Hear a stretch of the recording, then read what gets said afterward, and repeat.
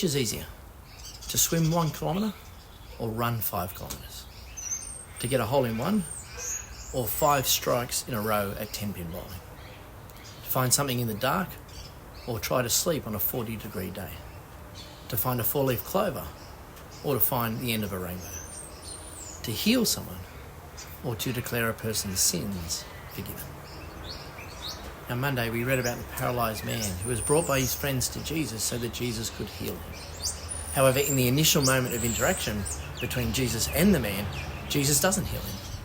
Instead, Jesus declares that the man's sins were forgiven. Mark 2 verse 6. Now, some of the teachers of the law were sitting there thinking to themselves, why does this fellow talk like that? He's blaspheming. Who can forgive sins but God alone? It's a great question. And a question that instinctively follows Jesus' statement, because the teachers of the law know that only God can forgive sins, and so the two options available to them are either Jesus is claiming to be God or Jesus is delusional. And perhaps if Jesus was personally wronged by this man, then he could forgive him. But that's not what Jesus is saying, and the teachers of the law, they know that. They know it because they know Psalm 51. As an example, where David writes, Psalm 51 verse 4, against you, you only have I sinned and done what is evil in your sight, so that you are proved right when you speak and justified when you judge. The teachers of the law know that although we sin against each other, every sin is a sin against God. And so in the situation with the paralysed man, Jesus declaring forgiveness is blasphemous, because only God can offer forgiveness. Mark 2 verse 8. Immediately Jesus knew in his spirit that this was what they were thinking. And he said to them, why are you thinking these things? Which is easier, to say to the paralytic, your sins are forgiven, or to say, get up, take your mat, and walk?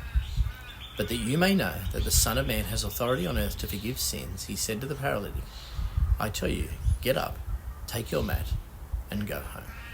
Now Jesus knows what they're thinking, and he responds to their thoughts. Now, I don't know about you, but I would find that a bit disconcerting. It's one thing for your husband or wife to guess what you're thinking, but to have Jesus verbalise the very thoughts that you are pondering, that would be unsettling.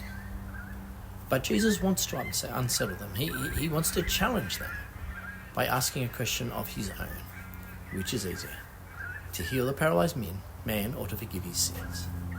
Now, the assumed answer is that it's easier to forgive the man's sins, because there is no way to prove it. I mean, you can prove if a paralytic is healed because they'll get up and walk, but you cannot prove that sins are forgiven. If you could, that would be quite incredible. But that's the point. If Jesus heals the man, which is the harder thing to do, at least in their thinking, then surely he can do the easier thing, which is forgive sins. And so we read, Mark 2 verse 12, the paralysed man got up, took his mat, and walked out in full view of them all. This amazed everyone, and they praised God, saying, we have never seen anything like this. Now, that's intriguing. What is it that they've never seen? I mean, Jesus has already healed people with diseases and illnesses. He's healed the man with leprosy. Jesus has already cast out demons, so they know he has authority over evil spirits. What they've never seen before is someone with the authority to forgive sins. What they've never seen before is God. Now, friends, take a moment to consider Jesus' claim that he can forgive sins and that he therefore must be God. And then spend a minute in prayer and give thanks to God for Jesus, the Son whom he loves.